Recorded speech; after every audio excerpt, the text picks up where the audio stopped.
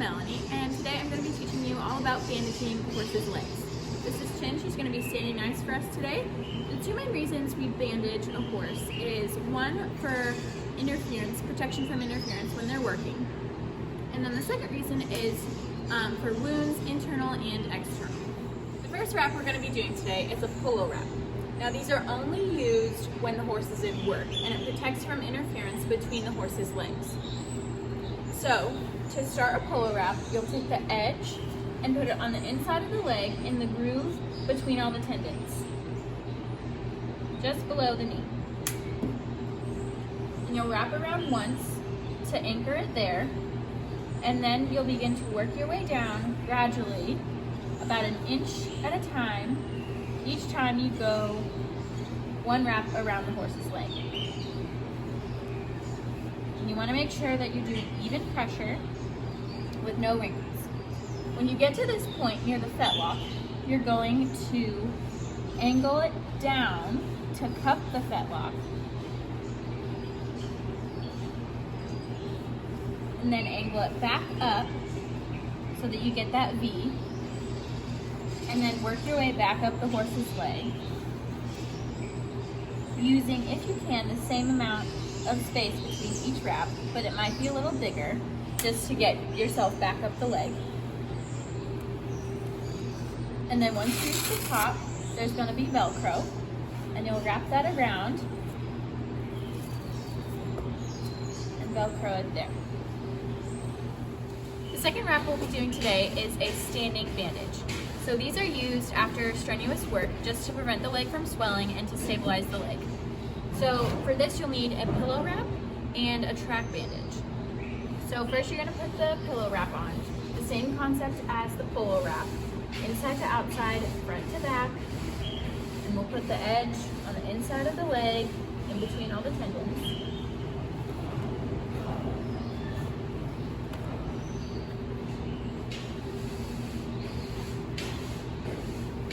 Grab your track wrap,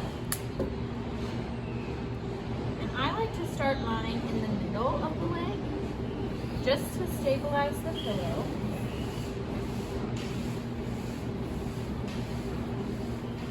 And this kind of bandage will need to be a little tighter than a polo wrap, just because it's meant to give the leg compression. But just make sure that it's even pressure everywhere, not tighter in one place and looser in another. So you'll work your way down in a similar way as you did for the polo wrap, about an inch down each time around the horse's leg, with no wrinkles. Once you get about here, with an inch left of the pillow wrap showing, you're going to start working your way back up.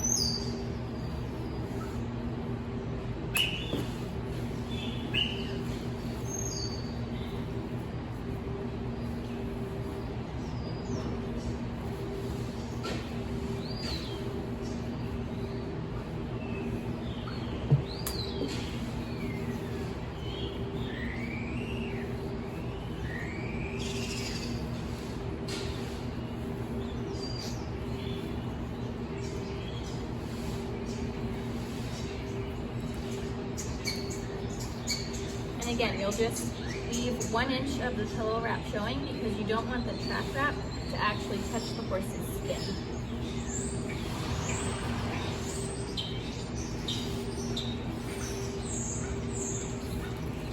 And then just like the polo, there's going to be Velcro at the end.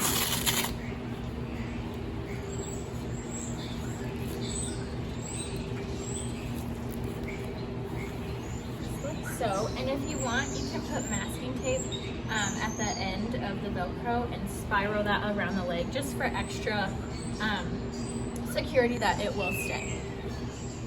So once your standing bandage is done, you'll want to check how tight it is. You should be able to fit one finger in at the top and one finger in at the bottom, and then you can do a flick test to check the sound, and that tells you how the pressure is. And when the sound is all the same, that means you have even pressure. Before you do any kinds of wraps on the hind leg, I would recommend tying up the tail to keep it out of the way so it doesn't get in the wraps. So I like twisting it around and then looping it through and leaving the top in. And then it should stay right there. And then I can do my wrap. Next wrap we're going to be doing is a stack wrap. So to do a stack wrap, you'll have to have a standing wrap as an anchor so that the stack doesn't slip down the leg. So the standing wrap will be as low as you can go, but the same concept, the same even pressure, and the same compression. So before we do the stack wrap is often done because there's a wound above the lower leg that we need to get to and keep the wrap on. And so that's why we do the anchor, to keep that wrap there above the wound. So let's pretend there's a wound, a laceration right here. We're going to put our wound ointment on a Telfa pad here, which looks like this. It has like a plastic film over cotton. And so we're gonna put the wound ointment on this and then on the wound. And then we're going to put cling gauze around the Telfa pad just to keep it in place. And this is a low stretch material and that it sticks to itself. You can use the brown cling gauze or white cling gauze, either one is fine. And then once the cling gauze is on over the wound, over the Telfa pad in the ointment, then we're going to start back up with our pillow wrap and our track wrap. Just the same concept as the polo and the standing wrap. So we'll start with the edge on the inside, and we're gonna overlap the anchor.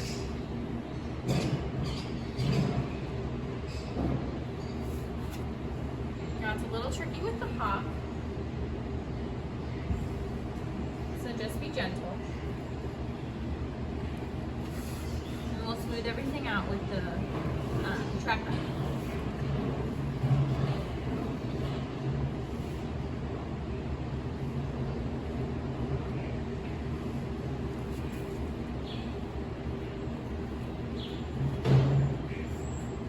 So when doing a stack wrap on the hind leg specifically, it's a little more tricky, like I said, just because of the hock. So I like to go below the hock first, stabilize it down here,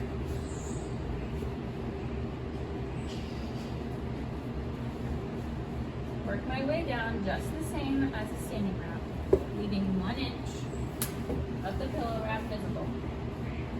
And then I'll work my way back up. It's really tricky not to have wrinkles for the hind leg.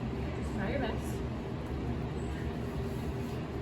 And then I'm gonna do a little triangle over the hock so that I try to put as little pressure on the hock as possible. So I'm gonna kind of go angle above.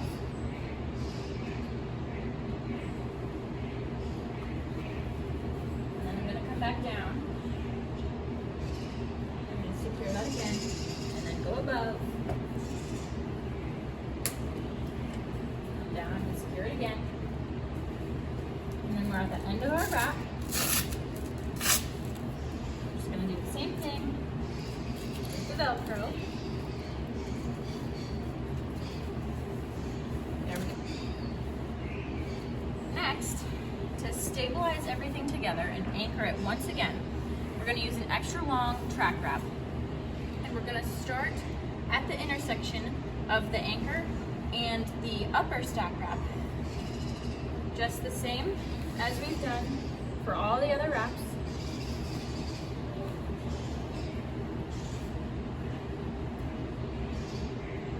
And this is going to really help the upper wrap from slipping down. I'm first going to go down the leg, further stabilizing the anchor wrap with the upper wrap, and then I'm going to work my way up, keeping my pressure the same, being aware of any wrinkles.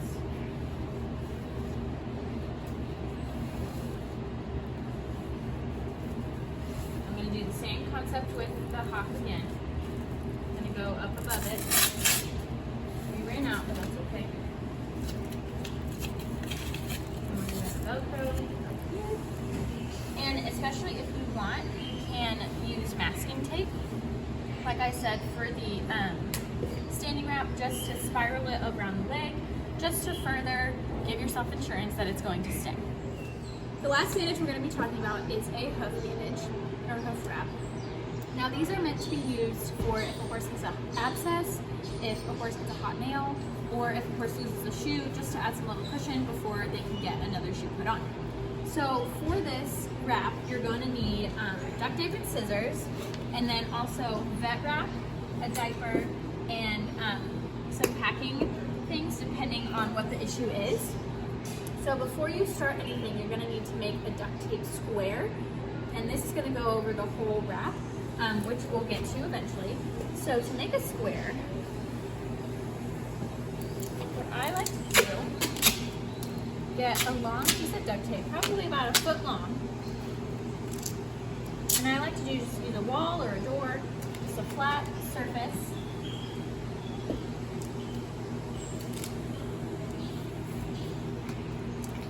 So I did one horizontally, now I'm going to do one vertically, and then horizontal, vertical, horizontal, and so on, until I have a full square.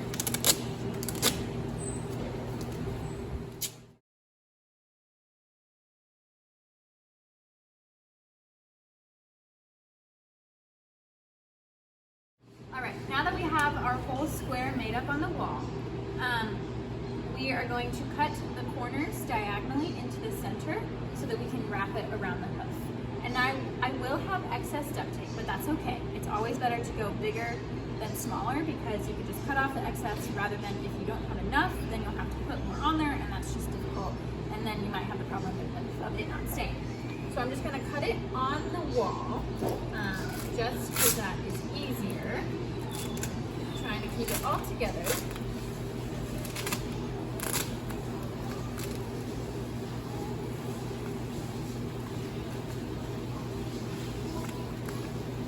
We'll go about 5 or 6 inches in.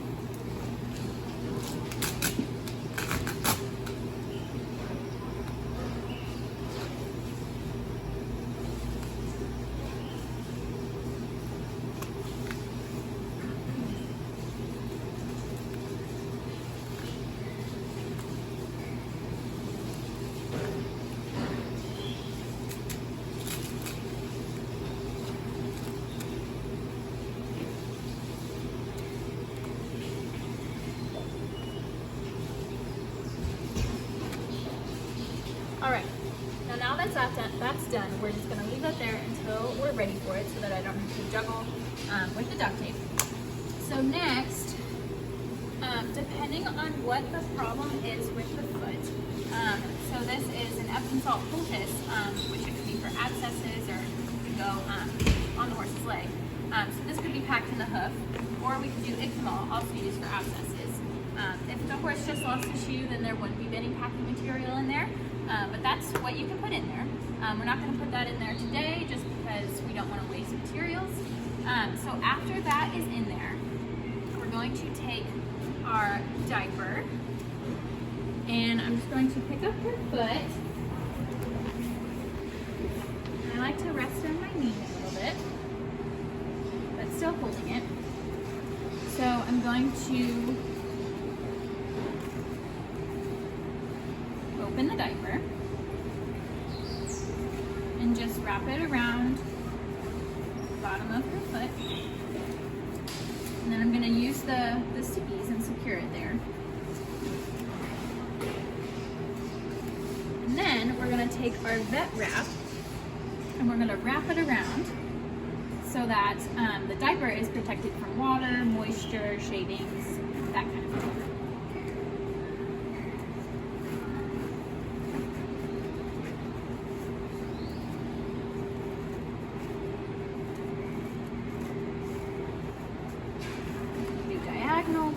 With this, just as long as you get everything covered.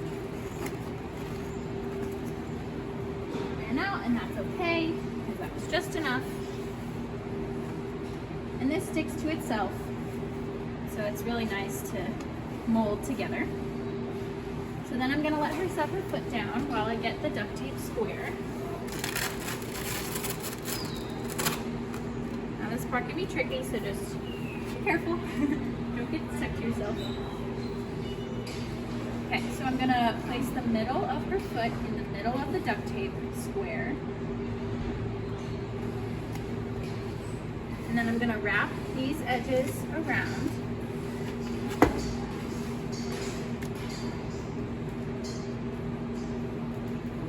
Like so.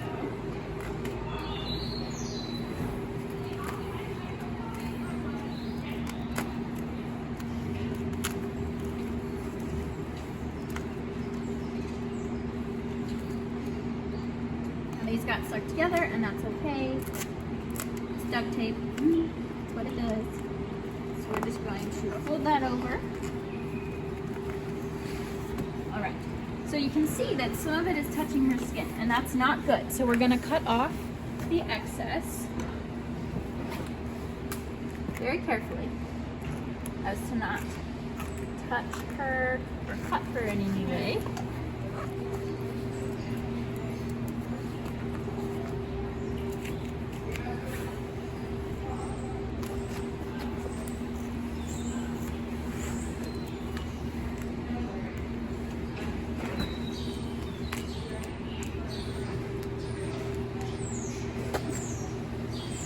All right. Once that is all on and you make sure nothing is touching her skin so to irritate her, then that is all done.